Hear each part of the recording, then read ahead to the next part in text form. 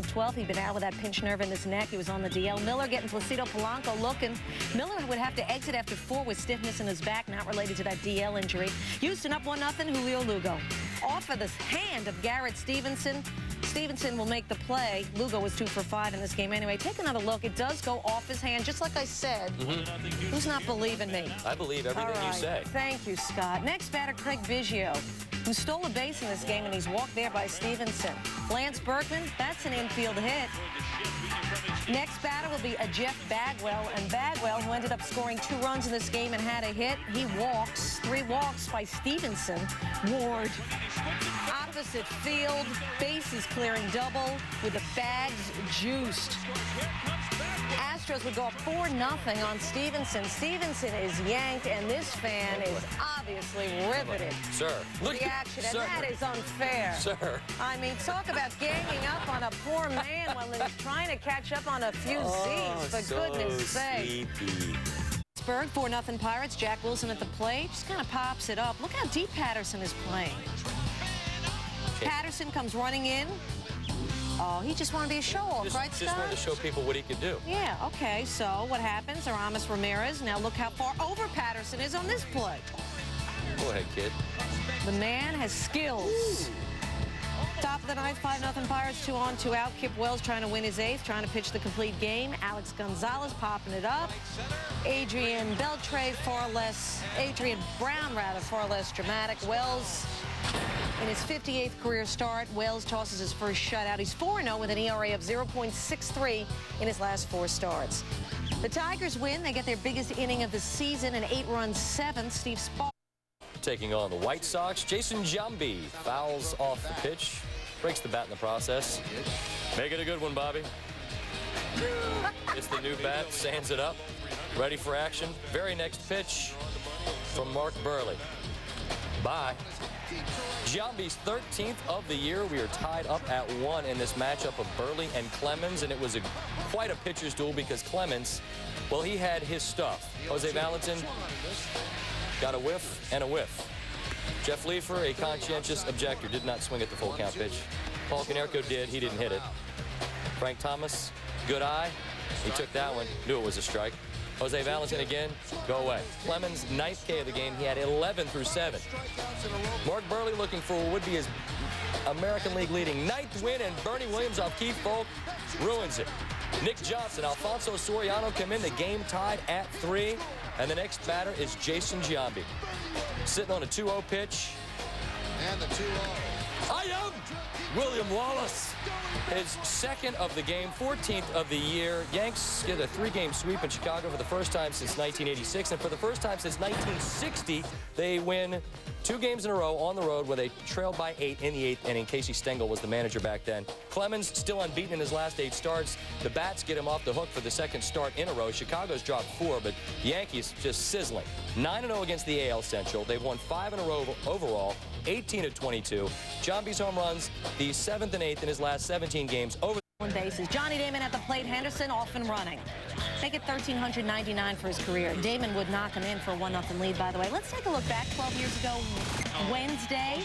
Henderson, who could forget, breaking Ty Cobb's 62-year-old AL stolen base record. Yep, who can forget him lifting the base? I'm the greatest of all time. Exactly. Game tied at 3. He did say that. Raul Mondesi, no doubt. Off of John Burkett, Mondesi's 11th home run of the year. This one a solo home run. Blue Jays go up 4-3. Top 7 tie game. Henderson up to it again. Pause for effect. Ricky takes off. Dramatic. Yes, he did it again. Tom Wilson's throw not close. That's Henderson's 1,400th career stolen base. 2 batters later, Brian Daubach. His only hit of the game, and it was a good one. 3-run home run, his 8th of the year. Red Sox sweep the Blue Jays. Red Sox improving to 20-4 on the road. The best start away from home in the majors since the Tigers had the same mark back in 1984, the year Detroit went on to win the World Series. Burkett now 6-0. Pedro already 7-0. I mention this for this reason, because those two become the first Red Sox starting tandem to start a season at least 6-0 since 1978, when Luis Tiant and Spaceman Bill Lee pulled it off. Helping the cause off Sidney Ponson, and that is up and out. Next batter, Miguel Tejada. He too likes what he sees. It's 2-0. 2 batters later, Eric Chavez This is just absolutely smoked out there by Boog's Barbecue. They used to have Boog's Barbecue when I lived up there. I think they still do. I think they still do. Third home run in 4 batters. But then the Orioles, they're going to try to do the same thing. Jeff Conine, 2-run home run, 4-2. Next batter, Tony Batista. Tony, do something terrible. Back-to-back home runs. The O's within 1. 2 batters later, Marty Cordova, 2-run homer to center. 3 home runs in 4 batters. Every Oriole had at least 1 hit.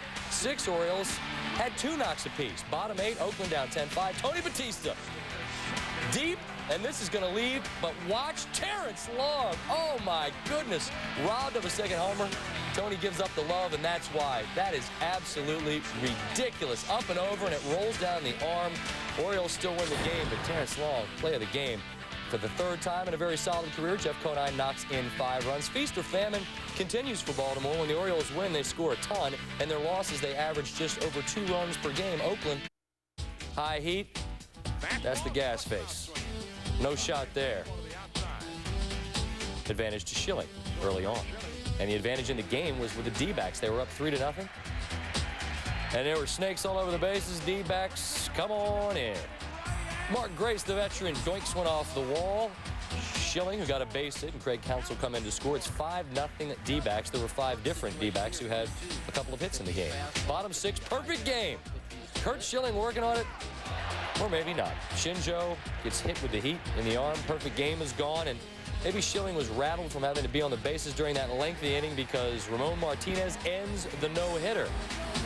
So often you see the no-hitter go away, and then all of a sudden the game is in the balance. It's now 5-2 D-backs, and Barry turns on this one. Barry wins that battle off the wall quickly. David Bell trots in to score. It's now 5-3 Diamondbacks, but they could do no further damage in that inning. The Diamondbacks, however, did. They added their lead at 7-3, and Curt Schilling, no shot for Tom Goodwin or Marvin Bernard. Filthiness all around. 8 innings pitched, 9 Ks, and once again, no walks for Schilling, but we still have a shot at history. Barry Bonds. Can he make it 5-8-6? Well, Byung-Hyun Kim, he's given up a few homers in his time. And on that peculiar delivery, that's a walk. Schilling did his job, wins this battle, wins the game. He is 7-1 in his last 20 starts following an Arizona loss. D-backs broke it open with 4 in the 6th and a couple more in the 8th. Barry did have that one hit that you saw. We saw this guy, Sean Green, and he hit all those home runs. Well, this time we'll just throw him a ball every single time. In 5 games against the Brewers, he had 7 home runs and 11 RBI. Jerry Wright said, well, if I throw him a strike, that would be bad. So 12 consecutive pitches missed the strike zone. Brian Jordan says, oh, you want to do that, huh? You're not showing me any respect, huh? Have some of that. Have some of that. You don't think I can hit a home run? Honks. Jordan's night, 2-1 Dodgers. Bottom 7, tied at 2. Alex Cora takes right out of the park his first home run in 97 games. It's 4-2 Dodgers. Eric Gagne in trouble. Gave up a home run. On his first pitch, it's 4-3. Second, third, 2 out. EY. Eric Young cannot catch up to the 96-mile-an-hour heat, and Gagne converts his league-leading 18th save in 19 opportunities. Alex Cora, his 9th home run in 869 at-bats in the bigs. He says back home in Puerto Rico, he's a power hitter, but, quote, when you take off on the plane out of Puerto Rico, the pop in your bat, it stays back there. Rockies Padres, bottom 2, tied at 1-2 for Mark Kotsay. And Kotsay knows fate is what you decide to do next. His 5th home run of the year. This one a 3-run dong. 2 for 3s hitting .296 is Kotsay. Bottom 8, Padres up 9-3. 1 out, 2 on. D'Angelo Jimenez up the middle. Kotsay would score. Ryan Klesko will soon have a problem. Why? He's going to come in with a hard slide. And what does he do? Well, poor Ryan rips his pants. Doesn't want to play peekaboo with us. So, well, you know, it's a safe area where he ripped it right on the knee. Yeah, better there than elsewhere. Other places. We would probably, no. Anyway, Colorado only their 10th loss in 31 games under manager Clint Hurdle. Or maybe it's Shulock. Notice Lou talking with all the men in blue, but Shulock on the left. If he were on fire, Lou wouldn't spit on him at this point. There's hatred. M's down 2-0 until Chris Snelling. Off Tanyan starts. That's a 2-run home run, his first of his career. Lou was joyous.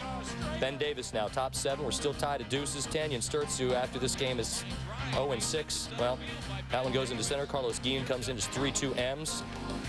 Now, Ichiro, who's been batting better than .400 his last 26 games, sneaks one past Chris Gomez.